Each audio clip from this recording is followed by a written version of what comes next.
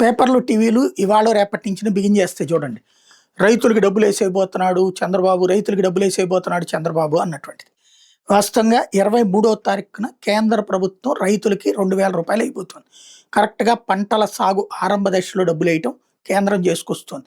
ఏడాదికి 6000 ఆ మధ్యన 10,000 చేస్తామన్నారు, చేయలేదు. రూ. 2000 రూ. 6,000 చొప్పున ఇస్తున్నారు. 6,000 3 దశల్లో ఇస్తారు. 2000, 2000 చొప్పున.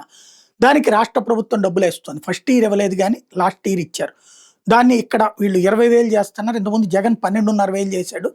అది వాళ్ళు ఎప్పుడు ఇస్తున్నారో అదే టైంకి వేస్తారు. అంటే కేంద్రం వేసిన డబ్బులు కూడా మేమే అని చెప్పుకుంటారు.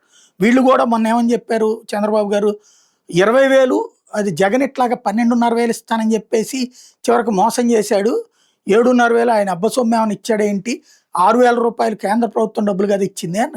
మేము అట్లా కాదు, 20,000 మేమే ఒకేసారి ఇస్తామన్నారు. ఒకేసారి పోని 3 సార్లు అన్నారు.